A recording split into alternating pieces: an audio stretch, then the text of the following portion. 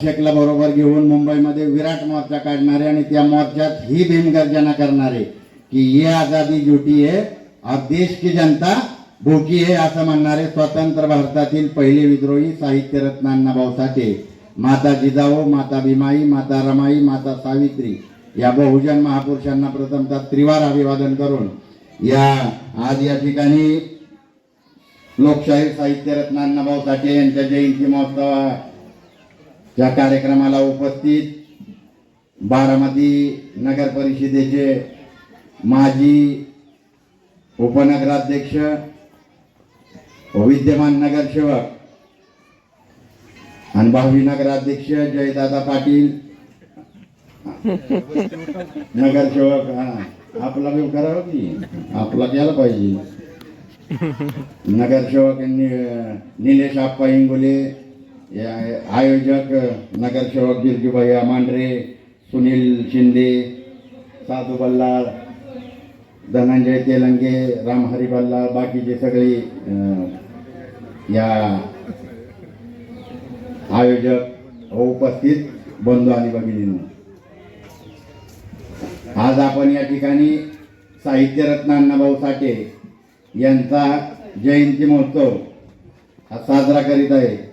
आणि साजरा करीत असताना महापुरुषांच्या विचारावरती काम झालं पाहिजे. महापुरुषांच्या विचारावरती, महापुरुषांच्या विचारधारेच्या विरोधात काम नाही झालं पाहिजे. काल अण्णाभाऊ साठे त्या चिरागनगरला उद्घाटन झालं.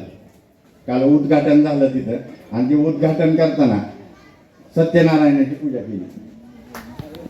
तिथं काय केलं, आयुष्यभर अण्णाभाऊ साठेंनी त्या कर्मकांडाला विरोध केलाय. पण तिथं त्या बीजेपीच्या फडणवीसनी काय केलं, सत्यनारायणाची पूजा केली. ठीक आहे, सत्यनारायणाची पूजा केली करा, पण आरतीला अण्णाभाऊ साठे महामंडळाला निधी तेवढा दे की. सत्यनारायण आमच्या इकडे घालताय, निधीच नाही त्याला.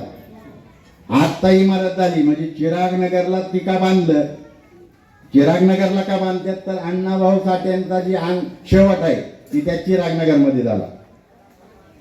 आणि महाराष्ट्र शासन आता जरी फडणवीस काही पण सांगत असेल तरी आमच्या महापुरुषांचा अपमान काँग्रेसने बी केलाय आणि बीजेपीने बी केलाय.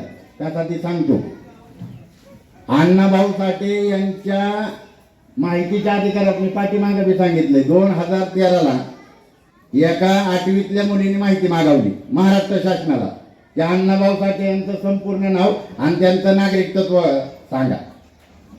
आणि महाराष्ट्र शासनाने माहितीच्या अधिकारात ते उत्तर काय दिलं, त्यांना नाव माहीत नाही आणि नागरिकत्व माहीत नाही. अण्णाभाऊ साठेंचं, अरे अण्णाभाऊ साठेंनी रशियात जाऊन छत्रपती शिवाजी महाराजांना बाहेर कोणी नेलं, बाहेर रशियात समुद्राच्या पलीकडे. ब्राह्मणांनी नेलं नाही, मराठ्यांनी नेलं नाही, अण्णाभाऊ साठेंनी नेलं. रशियात जाऊन पवार महाराजांची माहिती तिथं सांगितली आणि छत्रपती शिवाजी महाराज काय हे जगाला सांगणारा कोण आहे, अण्णाभाऊ साठे. आणि अण्णाभाऊ साठेंची ती रॉयल्टी जरी भेटली ना परत आत्ता, तरी अण्णाभाऊ साठे महामंडळाचं सगळं कर्ज माफ होईल, एवढी तर रॉयल्टी भेटेल.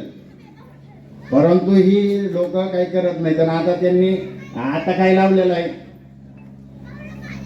आज म्हणजे सगळीकडे दोन्ही बाजूने दोन, हिकडे बी RSSची एजंट आहे आणि हिकडे बी RSSची एजंट आहे. दोन्हीकडनं महापुरुषांच्या अवहेलना चालली. महापुरुषांच्या विरोधात, जातीच्या विरोधात बोललं जातं, शिवाय देतात. त्याला कारण काय दिलं जात आहे, वर्गीकरण. आणि मग फडणवीस काय म्हणतोय, सभागृहात काय सांगितलं की वर्गीकरण जे आहे ते आम्ही कुठं करतोय, ती सुप्रीम कोर्टाने सांगितलंय. मग मी फडणवीसला विचारतो, फडणवीसनी आधी हे सांगावं की सुप्रीम कोर्टाने त्याच्या अगोदर इम्प्रिकल डाटा द्यायला लावलाय ना. इम्प्रिकल डाटाच नाही ना आमच्याकडे. आता मी ते पाठीमागे हे बघितलं की मातान समाजातली BA झालेली पोरं घरी, BA झालेला तर ह्यांचा शिक्षण मंत्री झाला, BA शिकलाय. ती प्रल्हाद जोशी जे आहे ती BA शिकलेला आहे. मग BA शिकलेला त्यांचा शिक्षण मंत्री होतो, BA शिकून आमचं पोरगं काय करतंय, आमचं घरी.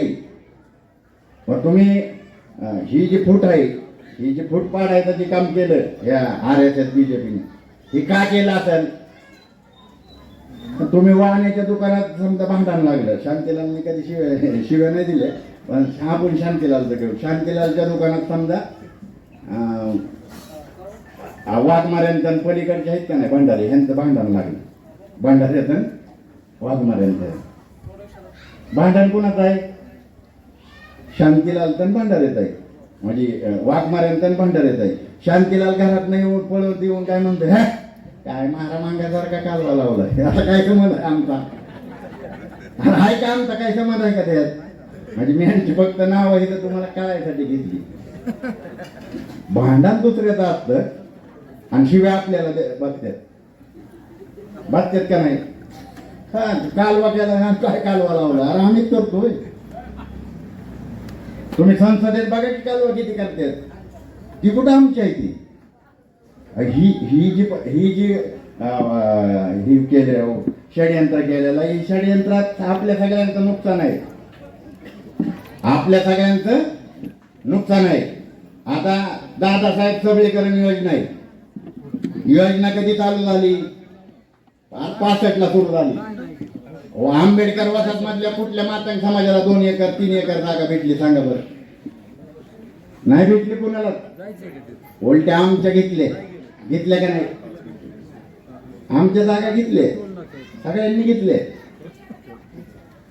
आणि मग आम्हाला देशोधडीला लावून आमच्या विरोधात षडयंत्र करून आम्हाला कशापासून लांबण्यात येत तर सत्तेपासून लांबण्यात येत. या सगळ्या जे समस्या आहेत, या सगळ्या समस्यांची गुरुकिल्ली ही सत्तेची मास्टर चावी आहे. आणि ती सत्तेची मास्टर चावी आपल्याकडे आहे का? आपल्याकडे नाही. या महाराष्ट्र शासनाने अण्णाभाऊ साठेंचा नाही तर सगळ्या बहुजन महापुरुषांचा अवमान केलाय. म्हणजे अण्णाभाऊ साठेंचा ज्यावेळी अंत शेवट झाला त्यावेळी अण्णाभाऊ साठेंच्या घरी म्हणजे त्यांच्या खाण्याचं बी हाल झालं, खाण्याचं हाल झालं. आणि अण्णाभाऊ साठेंचं ज्यावेळी निर्माण झालं त्यावेळी कुणीही अण्णाभाऊ साठेंना अग्नी द्यायला आलं नाही. बाबासाहेबांच्या मुलांनी म्हणजे भैयासाहेब आंबेडकरांनी अण्णाभाऊ साठेंना अग्नी दिलाय. आता ती एवढी घट्ट असणारी म्हणजे पोचीराम कांबळेला काय म्हणत होती, पोच्या जय भीम म्हणतील का? पोचीराम जय भीमच म्हणत होता, हात तोडला. पोच्या जय भीम म्हणतील का? पोचीराम जय भीमच म्हणत होता, दुसरा बी हात तोडला. परत म्हणत होती पोच्या जय भीम म्हणणार का? पोचीराम जय भीमच म्हणत होता, दोन्ही पाय तोडलं. आणि ती राहिलेलं दर्जी आहे ना ती जळणाऱ्या आता जाळ लावला मोठा. आणि पोचीराम कांबळेचं धड ती जी बाकी राहिलेलं आहेत ना तुकडं ती त्या जाळात टाकून दिलं. एवढी क्रूर हत्या तुमच्या आणि माझ्या लोकांच्या ह्या महाराष्ट्रात झालेल्या आहेत. आणि हे महाराष्ट्र जो आहे तो महाराष्ट्र फुले शाहू आंबेडकरांचाच आहे. कारण ही जी व्यवस्था आहे ही व्यवस्था वर्णवादी व्यवस्थेवर आधारित आहे. आणि ही वर्णवादी व्यवस्था जी आहे ही वर्णवादी व्यवस्था या देशातून समूळ नष्ट करण्याचं काम कोणी केलं असेल तर ती या बहुजन महापुरुषांनी केलंय. परंतु त्या बहुजन महापुरुषांना एका जातीच्या अडकवण्याचं षडयंत्र इथल्या काँग्रेस, राष्ट्रवादी, बीजेपीच्या सरकारने केलंय. म्हणजे बीजेपी वाली बेकार आहेत आणि काँग्रेसवाली चांगली आहेत असं काही नाही. दोघं बी एकाच बापाचे आहेत, एक सौतीच आहे आणि एक मावशीच आहे. जातीवादी दोघं आहेत, बीजेपी वाली उघड आहे ती, राष्ट्रवादी काँग्रेसवाली जात नाही. हा करतात की. आता आम्हाला तिकडं त्या 2009ला पुरंदरमध्ये त्या ह्याला उमेदवारी दिली दुर्गाडे सरांना. आणि राष्ट्रवादीवालीच मेसेज काय पाठवायची, दिवसभर त्या दुर्गाडे सरांवर प्रचार करायची, रातची मेसेज पाठवायची वाजवा टाळी पाडा माळी, ती माळ्याचं होतं म्हणून. हा ही परिस्थिती आहे. इकडे शिरूरला त्या गावड्यांना उमेदवारी दिली धनगर समाजाची होती. दिवसभर त्यांचा प्रचार करायची, रातचा मेसेज काय पाठवायची, दाखवा गाजर पाडा धनगर. आणि झालं ते केलं. म्हणून जर आपल्या ह्याच्यात पुढं प्रगती करायची असेल तर सगळ्यात मान आहे डोक्यात कापायचा. महाराजा मान आहे की देवा डोक्यावर घेऊन जायचा. आणि मांगायला मान काय माहितीये का, ती नारळ पडतात ना त्या उरत त्याच्यात त्या कवट्या खोबरं नाही हा कवट्यांच्या शेंड्या आहेत ना त्या घेऊन जायच्या मग आम्ही त्या शेंड्या घेऊन जातून गांड्या ओढत बसतो. मी कुठल्या देवाच्या विरोधात बोलत नाही, मी अंधश्रद्धेच्या विरोधात ही ज्या आम्हाला बी मान द्या ना, आम्हाला ते अध्यक्ष करा. उरसाचा अध्यक्ष आमचा बी होऊन दे की करा तिकडे साठेनगर मधल्या कुठल्या घरात आला पण तसं होत नाही. आणि म्हणतात ही रूढ आहे आणि मग ती रूढ आमच्या बोकांडी का बसवताय, ती तुमच्या बी बोकांडी बसवा की जागरण गोंधळ रातभर घालू. काय वाघ्या आमचा मुरळ्या तुमच्या रामदेव वाघ्या आमचा मुरळ्या आमच्या रातभर धिंगाणा बी हलतात आहे आणि काहीच व्हायना ना आमच्यात काहीच फरक पडा नाही ना आम्हाला त्याच्या हा प्रगती व्हाय नाही ना. मी कशातलीच प्रगती नाही. अहो आम्हाला रेडा कापावा लागतो, बोकड कापावा लागतो, कोंबडा कापावा लागतं, काय काय काय कापावं लागतं काय ते हेच नाही. मग ही जी सगळी अंधश्रद्धा आहे ह्या अंधश्रद्धेतनं जर आपण बाहेर पडलो तर आपल्याला शिक्षण चांगलं भेटल. महात्मा फुले 1846 हंटर आहे समोर फटके कपडे घालून उभं राहिलं आणि हंटर इंग्रजांना कन्व्हिन्स केलं की ह्या देशात प्राथमिक शिक्षण हे सक्तीचं पाहिजे. आणि आज बी आम्हाला कुणाला ऍडमिशन भेटत नाही. म्हणजे आता बरेच जण आता माझ्याकडे आलती मी आम्ही भांडून करत होतो पण पूर्वी नगरसेवक झाल्यामुळे ती ऍडमिशन द्या. आता संस्था ह्यांची मी काय करणार, मी लावलं ह्यांच्याकडे बिरजूकडे लावलं त्या सगळ्यांकडे लावलं तर ह्यांच्याकडनं करून घ्या. ही आहेत राष्ट्रवादी तर ह्यांच्याकडनं होते ह्यांची बी होत नाही.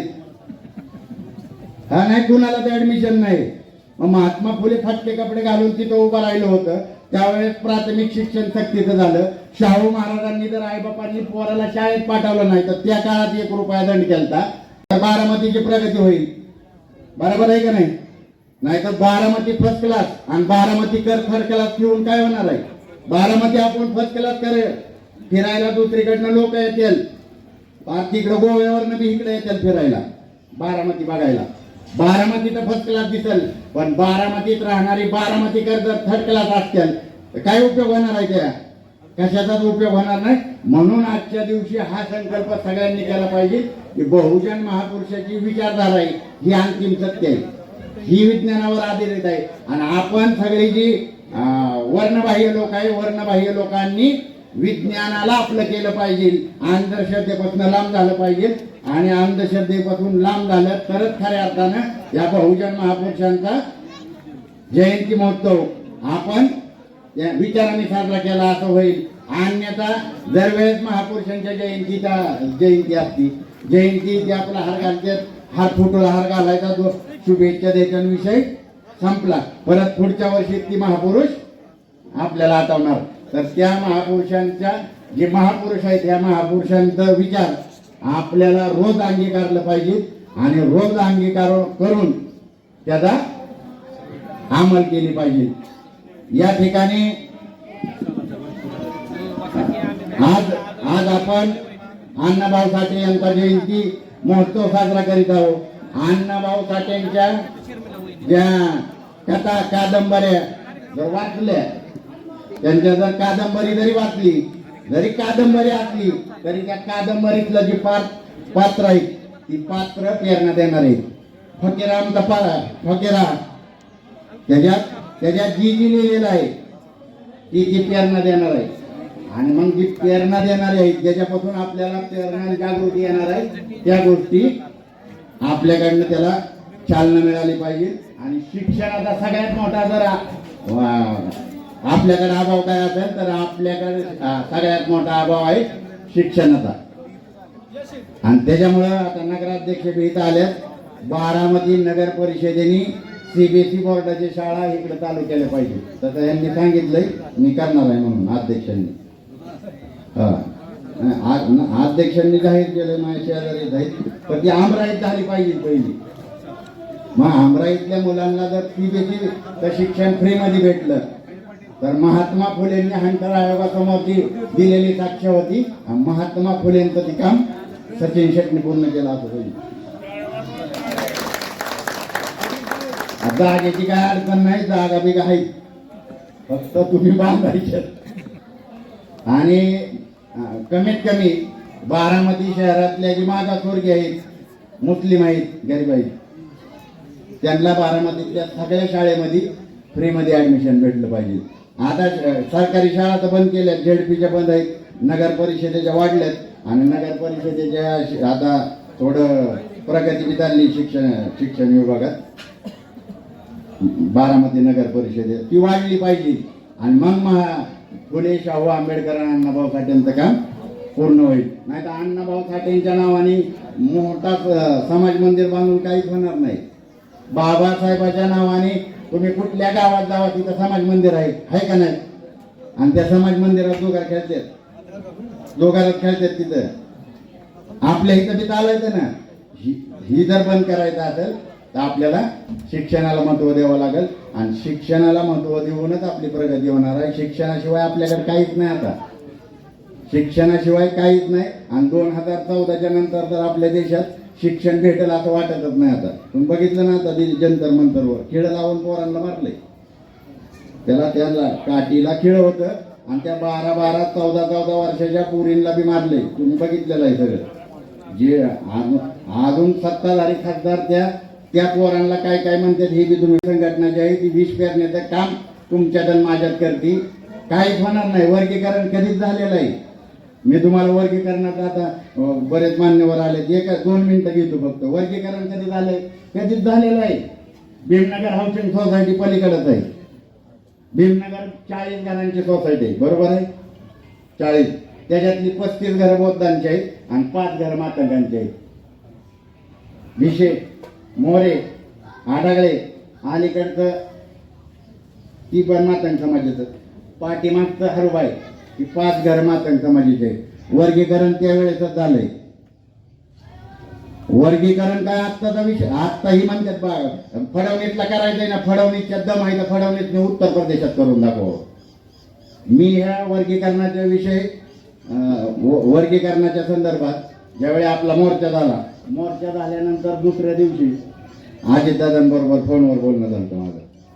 मी दादांना म्हणलं मी तुमच्या विरोधात मोर्चा काढणार आहे. म्हणलं मी काय केलं? दादा मला म्हणले मी काय केले? मी म्हणलं ती वर्गीकरण करून तुम्ही आमच्या भांडार लावताय.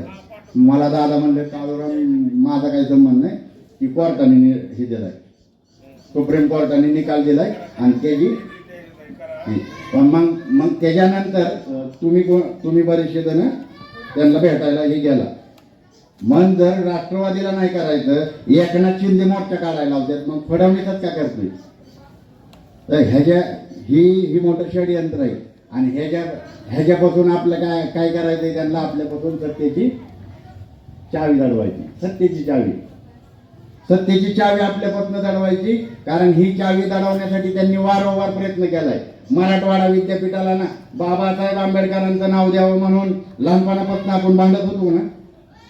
20 वर्ष संघर्ष झाला. आमच्या 2 पिढ्या बाद झाल्या त्या. आणि ज्यावेळी मागणी महाराष्ट्रात होती त्यावेळी राजीव गांधी या देशाचा प्रधानमंत्री होतं. महाराष्ट्रात मागणी होती, आंदोलन महाराष्ट्रात चालू होतं, माणसं मरत महाराष्ट्रात होती. आणि राजीव गांधीनं डॉक्टर बाबासाहेब आंबेडकर युनिव्हर्सिटी कुठं स्थापन केली? लखनौला. आणि त्याचं निमंत्रण दिलं कांशीराम साहेबांना की तुमच्या हस्ते करायचं या.